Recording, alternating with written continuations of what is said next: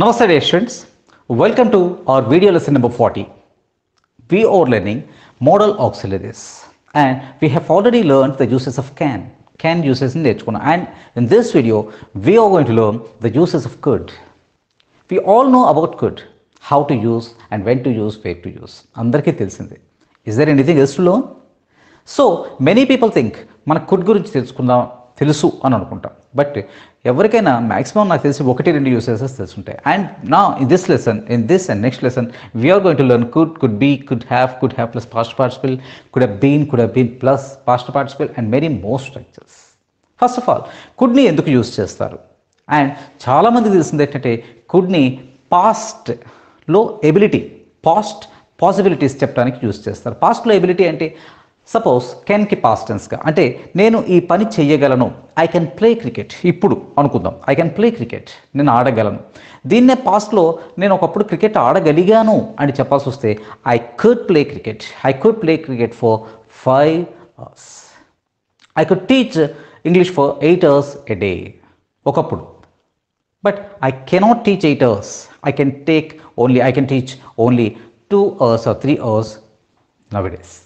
అంటే past possibilities, past abilities చెప్పడానికి, చెయ్యగలిగాను అని చెప్పడానికి కుడ్ని యూస్ చేస్తారని మనకి ఆల్మోస్ట్ అందరికీ తెలుసు. ఇవే కాకుండా పాస్ట్ సజెషన్స్, పాస్ట్ రిక్వెస్ట్ కూడా యూస్ చేస్తారు. Not only that, present, past and ఫ్యూచర్కి కూడా కుడ్ని యూస్ చేస్తారు.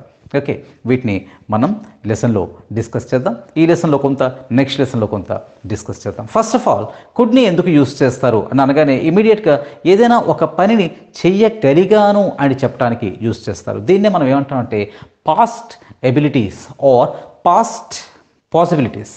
ఓకే, పాస్ట్ ఎబిలిటీ గురించి మాట్లాడదాం. అంటే ఒక పనిని చెయ్యగలిగాను అని చెప్పడానికి, అంటే పాస్ట్లో suppose I could speak Oriya or I could speak Tamil when I was young. నేను యంగ్గా ఉన్నప్పుడు నేను తమిళ్ మాట్లాడగలిగాను, ఒరియా మాట్లాడగలిగాను, because I forgot this language now. ఆ లాంగ్వేజ్ని నేను మర్చిపోయాను. I forgot that language of Tamil or Oriya, నేను మర్చిపోయాను. But when I was a kid, as we were in Orissa or in Tamil Nadu, I could speak, నేను మాట్లాడగలిగేవాడిని. I could speak, but I cannot speak now. మీకు అర్థమవుతుందా? అంటే ఒక యాక్షన్ని నేను గతంలో చెయ్యగలిగేవాడిని. I could walk for 5 kilometers a day. I could walk. చూడండి, నేను ఒకప్పుడు when I was during my college days, ఏదో ఒకటి చెప్తాం, పాస్ట్ గురించి చెప్తున్నాం. అంటే ఇది ఒక పాస్ట్లో జనరల్ ఎబిలిటీని చెప్తాం. అంటే ఒక పాస్ట్లో I could walk for 5 kilometers a day. నేను 5 kilometers నడిచే వాడిని. I could play cricket for 5 hours. నేను 5 గంటల పాటు క్రికెట్ ఆడగలిగేవాడిని. I could speak Tamil and Oriya, నేను తమిళ్ ఒరియాని మాట్లాడగలిగే వాడిని. ఓకే, సో ఇవన్నీ పాస్ట్లో మనం చెయ్యగలిగినటువంటి పనులు. అట్ ద సేమ్ టైం ఇది చెప్పేటప్పుడు మనం ఈ కుడ్ని పాస్ట్లో ఎప్పుడైనా వాడచ్చా, ఎప్పుడైనా యూస్ చేయొచ్చా అనే డౌట్ వస్తుంది. నిజానికి కుడ్ని పాస్ట్లో జనరల్గా, అంటే కొంతకాలం పాటు లాంగ్ టర్మ్ మనం చేయగలిగినటువంటి పనులు చెప్పడానికి మాత్రమే కుడ్ని యూస్ చేస్తాం. ఓకే, అంటే వన్ టైం యాక్షన్స్, ఎప్పుడో ఒకసారి జరిగిన వాటికి మనం కుడ్ని యూస్ చెయ్యం. చాలామంది ఏంటంటే నేను మీటింగ్కి అటెండ్ అవ్వగలిగాను అని చెప్పాలనుకుంటే I could attend the meeting అని అనుకుంటారు. But it's wrong.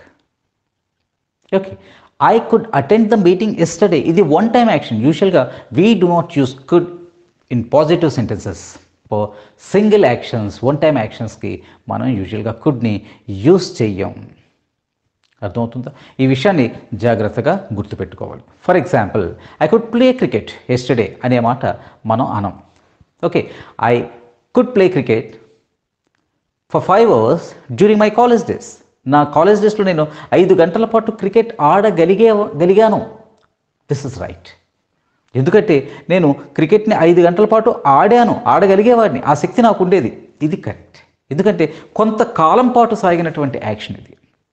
ఓకే, అంటే నా చిన్నతనం అంతా కొన్ని సంవత్సరాల పాటు సాగిన యాక్షన్ కాబట్టి ఇక్కడ కుడ్ని పాజిటివ్లో యూస్ చేయొచ్చు. కానీ నిన్న ఆడగలిగాను, నేను ఎవరో వి గెట్ టుగెదర్ కలిసాం, కలిసినప్పుడు నిన్న ఒక క్రికెట్ ఆడగలిగాను అని చెప్పాలనుకోండి, ఇది వన్ టైం యాక్షన్గా ట్రీట్ చేస్తాం. అటువంటప్పుడు I could play cricket yesterday అని చెప్పాం. I could play cricket yesterday అనేది రాదు. మరి ఎలా చెప్తాం? ఐ మేనేజ్డ్ అంటే ఇన్స్టెడ్ ఆఫ్ కుడ్కి బదులుగా మనం మేనేజ్డ్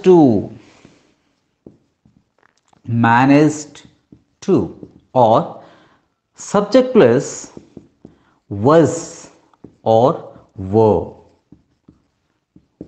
able to చెప్తాం.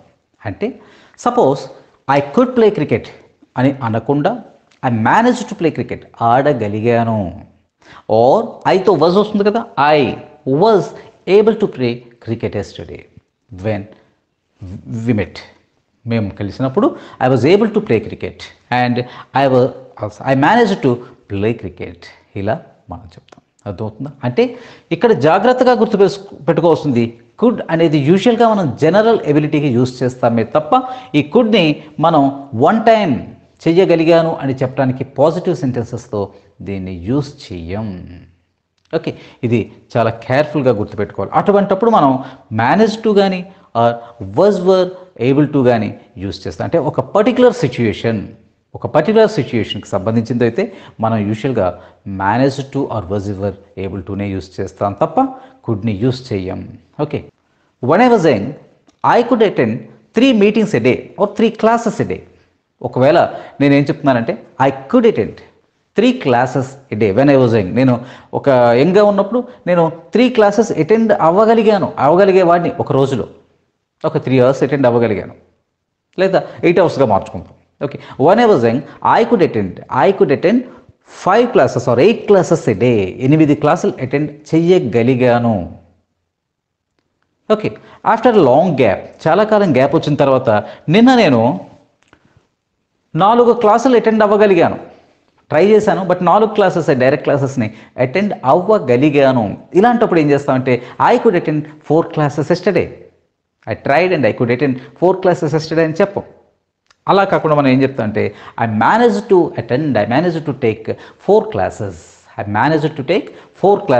Yesterday or I was able to take 4 classes yesterday అని మనం చెప్తాం. అంటే ఒక జనరల్ ఎబిలిటీ, పాస్ట్లో చెప్పేటటువంటి జనరల్ ఎబిలిటీలు పాజిటివ్ సెంటెన్సెస్తో మనం కుడ్ని జనరల్ ఎబిలిటీతో యూజ్ చేస్తాం. అలా కాకుండా పాస్ట్లో ఒక వన్ టైం యాక్షన్, ఒక సిచ్యుయేషన్కి సంబంధించింది అయితే మనం కుడ్ని యూజ్ చేయం, బదులుగా manage to or was able to were able టుని యూజ్ చేస్తాం. ఐ హీ షీట్లతో was able to, we you దేలతో వర్ ఏబుల్ టుని యూజ్ చేస్తాం.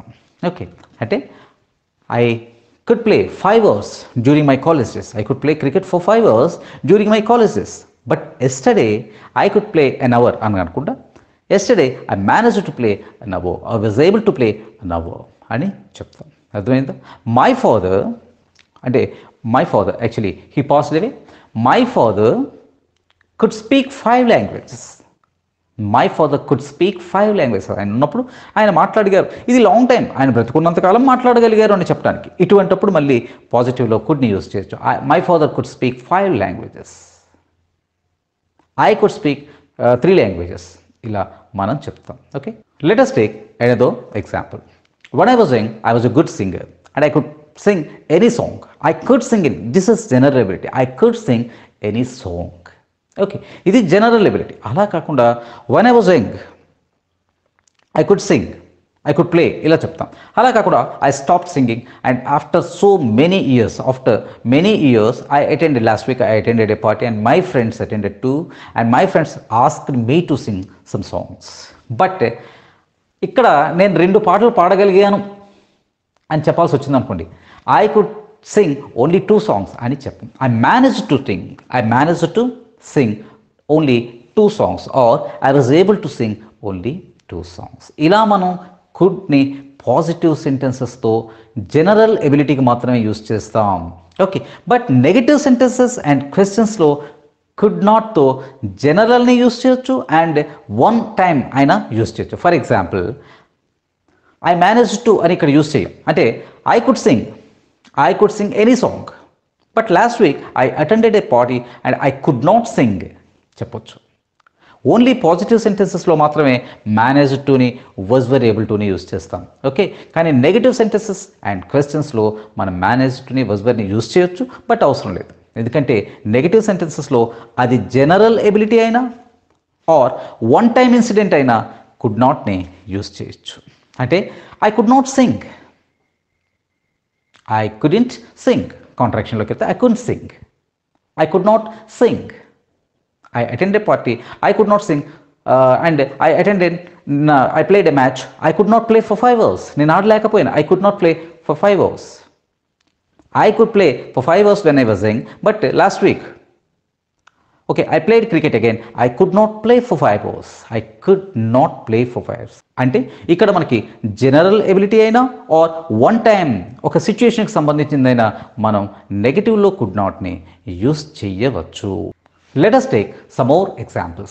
I could do as much as I could or I can. I could do as much as I can or could. అంటే నేను చేయగలిగినదంతా చేశాను. ఇది కుడ్ని general అంటే చాలా కాలం చేసిన యాక్షన్ కాబట్టి ఇక్కడ కుడ్ని పాజిటివ్లో యూస్ చేసాం. అలాగే there was a strike yesterday. There was a strike yesterday.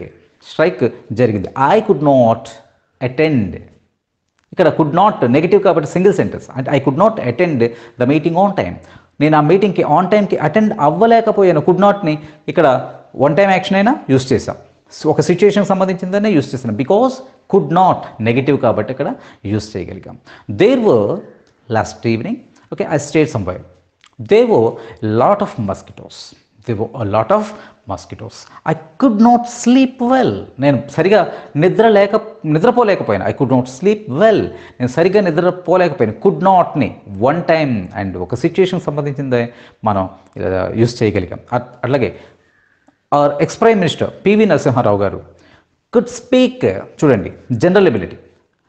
Hour ex prime minister PV Narasimha Rao గారు కుడ్ స్పీక్ 14 లాంగ్వేజెస్. ఆయన 14 భాషల్ని మాట్లాడగలిగేవారు. కుడ్. ఎందుకు? General ability. ఆయన చాలా కాలం పాటు ఈ శక్తిని కలిగి ఉండేవారు. ఆయన he could speak 14 languages. Okay, అలాగే I could attend the meeting అని యూజువల్గా అనం. Yesterday I could attend the meeting. మరి ఏమనాలి? I manage to attend the meeting are I was able to attend the meeting. So ఇక్కడ మనం first యూసేజ్గా ఈ లెసన్లో could, manage to and was were able to ఎలా యూస్ చేయాలి, కుడ్ని పాజిటివ్లో ఎప్పుడు యూస్ చేస్తాం, manage to was were able టుని ఎప్పుడు యూస్ చేస్తాం అనేది నేర్చుకున్నాం. Okay, and could be, could have plus past participle, could have been plus past participle. ఇవన్నీ మనం నెక్స్ట్ లెసన్లో నేర్చుకుందాం. Okay, thank you very much my